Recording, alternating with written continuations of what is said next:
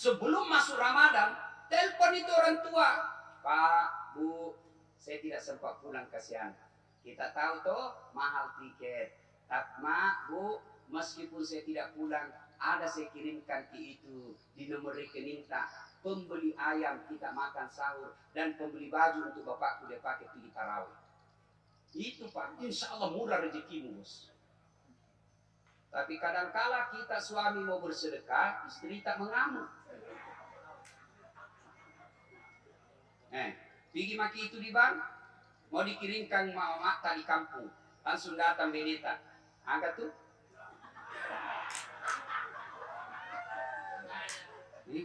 Kenapa? Langsung dia bilang, suaminya kasihan. Meskipun rezeki kita terbatas, tapi jangan lupa mama kasihan di kampung. Ramadan mudah-mudahan kasihan bisa Tommy makan enak-enak selama Ramadan. Saya mau kirimkan 1,5 juta. Langsung istrinya mengamuk. Hah? Mamamu terus. Kali kau sama mamamu. Beleng-beleng. Mana orang bisa kali sama mamanya? Bongo. Langsung suaminya kasihan cakoro aja napalnya iko mani. Ada suami begitu di sini. Ada sini takut sama istrinya. Ada. Berarti kau jadi laki-laki cilaka. Apa takut sama istri? Nah semua wanita ambil. Kan takut sama istri. Macam lu aja Ustaz mengamui. Kalau marah nak pecahkan piring. Kalau dia pecahkan piring satu Pak, pecahkan satu lusin. Nah pecahkan televisi, bagus tidak ada nonton. Nah pecahkan piring, pecahkan semua. Piring boleh dibeli. Harga diri sebagai suami tidak boleh diinjak-injak istri. Allahu Akbar.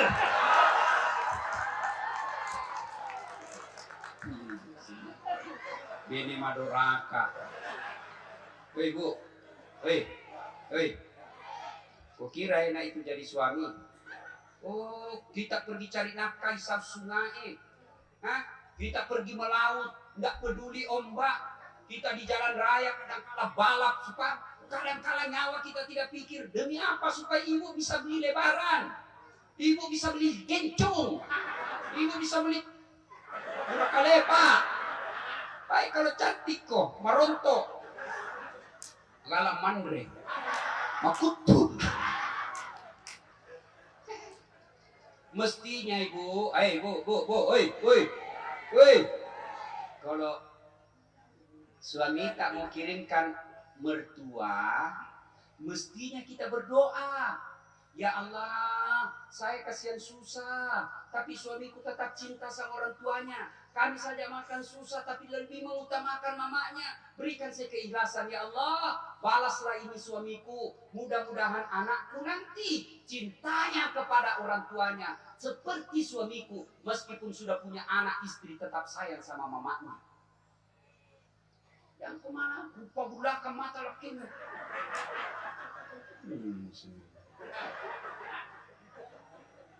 Jaluk. Ada pernah tanya ke Pak ibu-ibu dia bilang, Ustaz, kenapa itu istriku tidak betah di rumah? Mak jaluk saja kerjanya. Saya takut dia tersinggung. Ku ceritakanlah. Ada orang ibu suami istri ngamuk, mengomel aja kerjaan istrinya. Akhirnya suaminya berpikir bagaimana ini supaya saya tidak dengar istriku ngomel. Nah bawa pergi beli perhiasan. Sudah dibelikan perhiasan, senang istrinya. Nah bila suaminya di mana ini ku bawa supaya tidak dengar mengomong. Oh dia ingat di kampungnya ada sumur tua. 400 tahun umurnya ini sumur tua. Dalamnya 17 meter. Nah pagi istrinya, dek, lihat kok dek ada isinya itu air. Nih, madam kaji. Dangkal sekali nih bang, paling sampai di lutut saja. Masa iya? Oh dikit istrinya, dia dorong masuk istrinya susah. Jatuh, ngomel mako di dalam situ. Ngomel kamu, tidak kudengar juga. 1 jam kemudian tiba-tiba dari dalam sumur ada makhluk hitam besar putih naik. Kaget suaminya, siapa kamu? Dia bilang, saya jin penunggu sumur ini.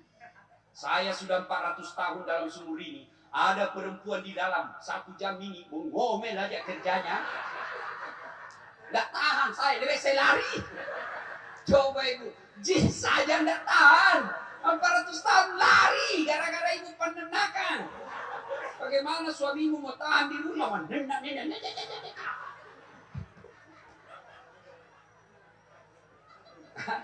Yuk, ibu bapak, adik-adik pelajar, kuliah, sarjana tidak dapat kerja, tidak usah kau cari muka, tidak usah kau menjilat kiri kanan, tidak usah sogok kiri kanan. Mau dapat kerja yang baik, muliakan orang tuamu. Saya bisa bicara begini Pak, karena saya alami. Orang bilang susah jadi pegawai kalau tidak nyogok. Buktinya, saya jadi dosen di Unhas, negara yang minta saya. Orang bilang susah sekolah S3 ke luar negeri, gampang buat saya. Doktor saya ada 2. Satu doktor dalam negeri, satu doktor luar negeri. Bersamaan waktunya. Orang bilang tidak mungkin, tidak masuk akal. Sampai sedikitnya dia bilang bohong, saya kasih lihat ini jasaku. Gimana caranya? Birrul walidain, muliakan orang tuamu. Kalau Allah senang sama kamu, kecil jadi doktor, kecil jadi anggota DPR, kecil jadi kaya. Yang penting bahagiakan orang tuamu. Kalau kau merantau ke Samboja kurang ajar sama orang tuamu, wajar 20 tahun cari nafkah, kontrak kerjanya. Muliakan orang tua bos. Ya, sekarang anak-anak kita lebih sopan sama cowoknya daripada bapaknya. Pak, mungkin lihat buktinya anak lebih sopan sama cowoknya daripada bapaknya. Mau saya kasih bukti? Pulang Ki nanti ambil HP-nya anak. Siapa foto di HP-nya? Wallpaper-nya siapa? Fotonya bapaknya. Fotonya artis Korea beleng-beleng. Ada mahasiswaku, saya mengawas Pak ujian. Tidak boleh pegang HP, nanti kau kerja sama. Simpan HP-mu di atas meja. Saya keliling, tiba-tiba ada mahasiswa gagah betul HP-nya. Cakep betul. Gagahnya cowok dek, bukan cowokku kak. Enggak tahu lah Ustaz. Siapa ini? Lee Min Ho. Siapa Lee Min Ho? Artis Korea. Oh, ini artis. Iya. Nggak kenal kok? Tidak. Pernah kau miss call? Tidak. Pernah kau kirim pulsa? Tidak. Ganti itu, bodoh. Apa ini? Nggak kenal kok? Baca bapakmu di situ. Dia sekolahkan kok, antar jemput kok. Ganti. Fotonya bapakmu simpan situ. Tunggu pada Ustaz. Dia tak hapus Ustaz. Mau delik nana kasih. Batina ki mak galu mak dare. Dia lebih sopan sama cowoknya. Pak, kalau jabat tangan ki sama anak, nak cium tangan tak? Nak cium? Enggak, nak seledin ji. Pergi sekolah Pak. Namanya cium tangan begini. Sekalinya tangannya cowoknya tarik Kak. Dongo. Ini anak tak kasihan. Sopannya sama bapak copoknya. Kalau bapaknya nasihati jangkau keluar, tidak bagus cewek-cewek keluar. Apa namanya? Deh kampungannya bapak itu kan dulu. Sekalinya cowoknya, kita jika terserah nih. Kalau itu baik ikut mah juga. Ini anak-anak tak? Ya. Nah, ibu bapak, doa supaya cepat dikabulkan birrul walidain. Berbuat baik sama orang tua. Ustaz, meninggal di orang tua Ustaz. 1, kalau sudah meninggal orang tua, sedekahkan. Sedekah. Saya mau orang tuaku terang kuburnya. Kirimi pembeli lampu 1 juta, ada nih itu 10 watt lampunya. 500.000. Ya kira-kira 5 watt. 100.000 1 watt. 50.000 lilin. 10.000 korek. 1.000 obat nyamuk.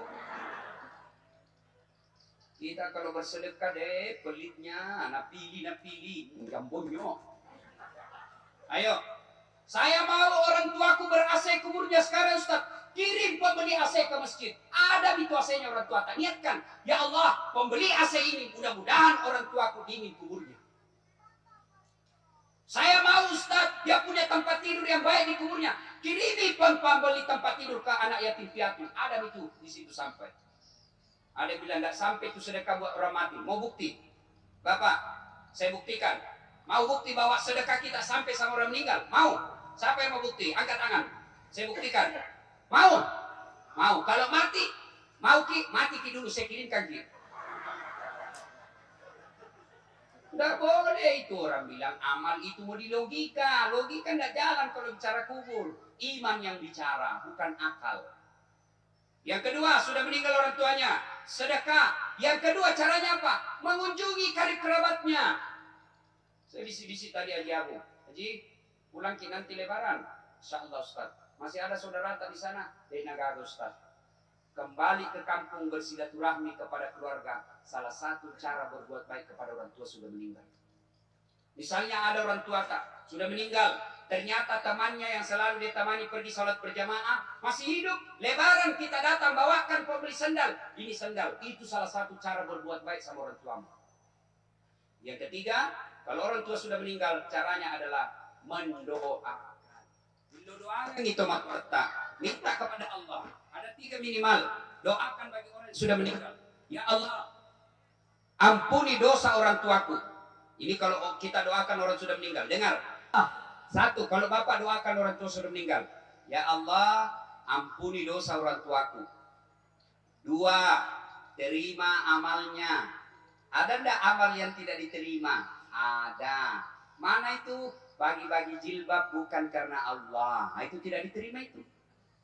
Maka kita minta kepada Allah, ya Allah, kalau ada kasihan amalnya orang tuaku bagi-bagi jilbab bukan karena Engkau, terima uang, terima kasih. Yang ketiga, lipat gandakan kebaikannya, palit cumi.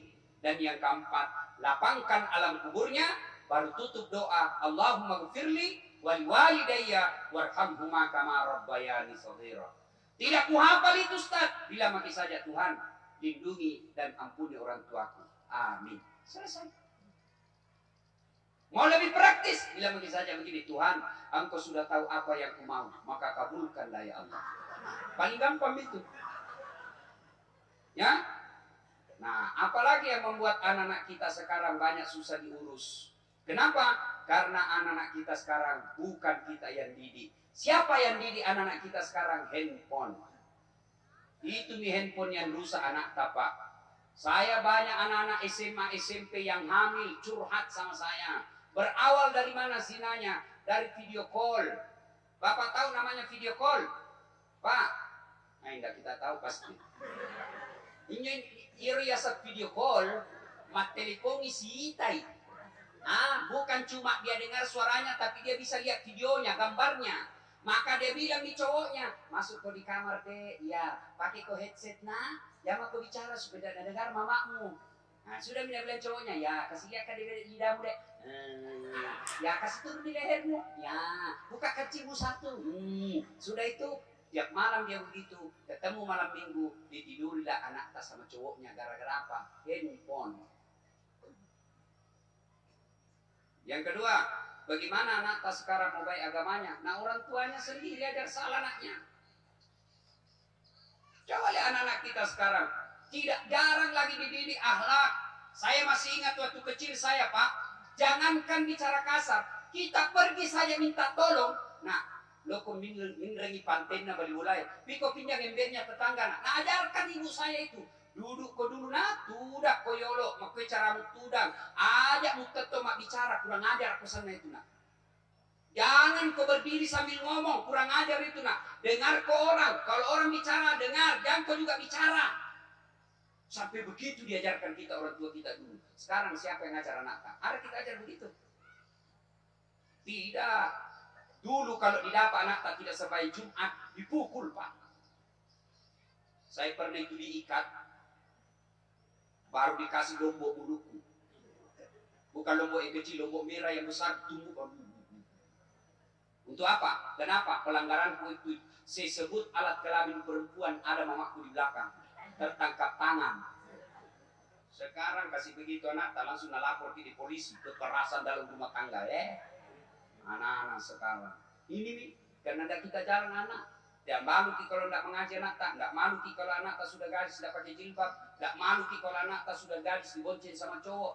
Tapi malu kalau anak tak tahu bahasa Inggris. Hebat nak bilang anaknya pintar bahasa Inggris. Hebat itu Ustaz. Kenapa nak hebat? Masih SD pintar bahasa Inggris. Masa itu kelas 1 pintar bahasa Inggris? Apa hebatnya? Nah, banyak yang bisa bahasa Inggris. Tidak percaya? Pergi ke Inggris. Itu di Inggris Pak, bahasa Inggris semua anak-anak.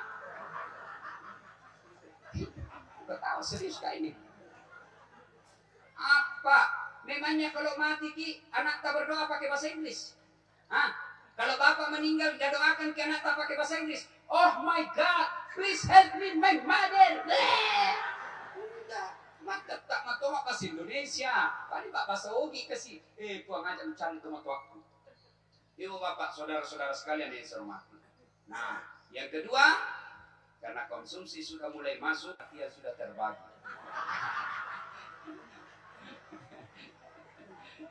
Berapa orang buka? Yang kedua, supaya doa cepat dikabulkan Allah adalah hindari maksiat. Bapak-bapak, bisa jadi doa bapak tidak dikabulkan karena bapak selingkuh.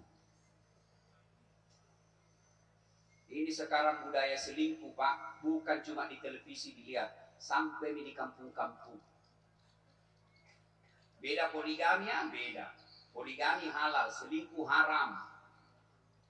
Maka resepnya kata Nabi, kalau kau melihat perempuan di jalan dan kau tertarik sama perempuan yang di jalan itu, maka segeralah kembali ke rumahnya, ke rumahmu. Ya.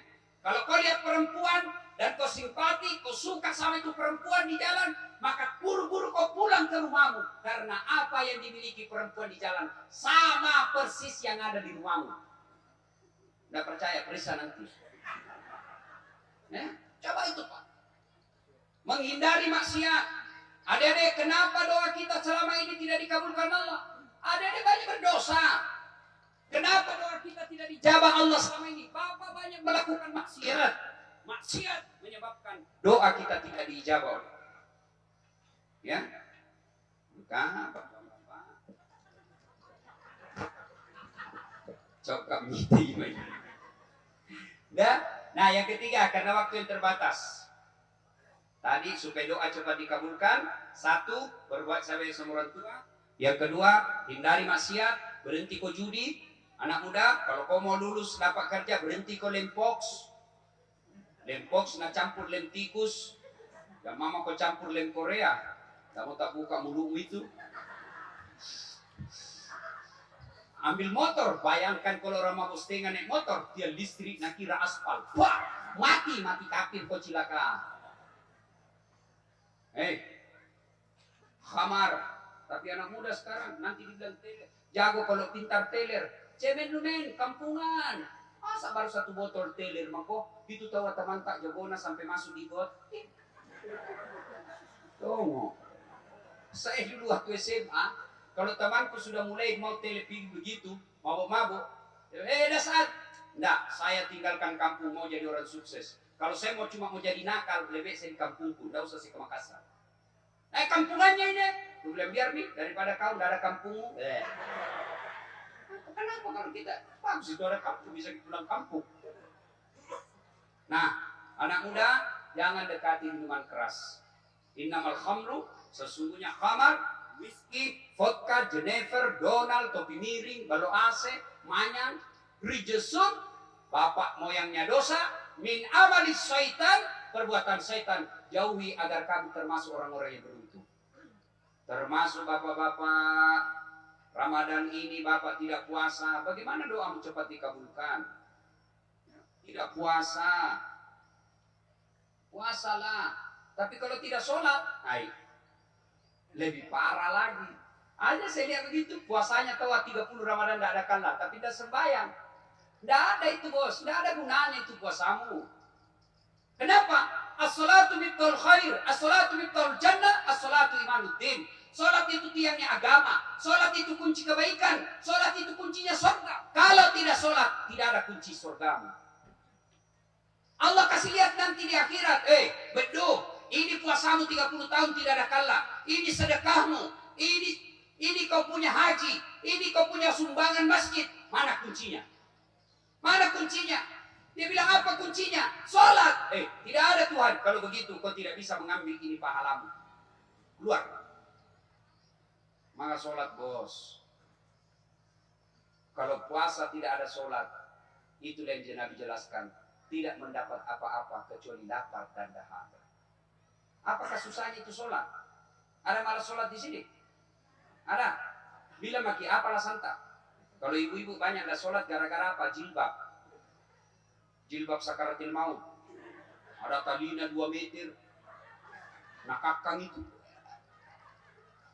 Jilbabnya 3 lapis, kuning, biru, abu-abu. Ada jipi-jipi 614. Ada kayak pohon di belakang. Ya, pakai misaru sempit. Nah, bilang suaminya, haji no tuh mau miasar, belum pakai sampai duhur. Biko sampai bilang enggak dulu ini jilbabku susah dipakai. Nah, ikat lehernya susah digoyang itu lehernya. Pakai juga rose sempi jadi begini mami jalan ke sini. Perikop. Lembele. Istri tak kapan begitu, Pak. Ayo, ini bapak-bapak banyak ndak sholat kalau apa? Pergi cari nafkah. Pergi ke tambang. Pergi bawa mobil. Pergi ke kebun. 1 hari dia kerja. Ndak sholat. Itu yang selalu saya istilahkan. Bapak lapar sekali. Akhirnya dapat uang. Begitu dapat uang dibeli nasi bungkus. Sayangnya setelah ada nasi bungkusnya, nasinya dia buang, bungkusnya dia makan. Itulah orang yang setengah mati cari uang tidak sholat. Doko nam itu muandre pak, nandre nam muandre buang. Maka ibu bapak sholat. Dan yang ketiga, kalau mau dekat cepat doa dikabulkan, pelihara amanah. Adinda Haji Remdi, jangan kecewakan pemilih Anda yang kurang lebih saya dengar lebih 9.000. Itu amanah dari Allah. Amanah dari Allah. Kerjalah yang baik. Agapi musaffa di. Ya? Alhamdulillah Allah kasih rezeki yang baik. Alhamdulillah rezeki lebih dari cukup. Maka bekerja jangan pikirkan proyek. Bekerja jangan pikirkan dunia. Allah sudah kasih kau dunia yang baik. Bekerja jadi anggota DPR. Amanah rakyat jalankan dengan sebaik-baiknya. Bikinlah aturan-aturan yang bisa membuat rakyat senang. Kalau kau kerjakan dengan baik, ini amanah dari Allah. Insya Allah periode kedua, kau tidak perlu kampanye, akan dipilih kembali. Dan kalau kerja dengan baik, amanah itu kau lakukan dengan baik. Bukan cuma jadi anggota DPR, bahkan bisa Allah kasih kau lebih tinggi, bisa jadi bupati di Kutai Kartanegara. Dengan cara apa? Bekerjalah yang baik. Para caleg yang terpilih, jangan kasihan kau bohongi rakyat. Jangan kau tipu rakyat. Sebelum dipilih kau bagi-bagi kartu nama. Pilih saya. Sama-sama kita orang Pindrang. Begitu sudah dipilih, nah ganti nomor HP-nya. Jangan.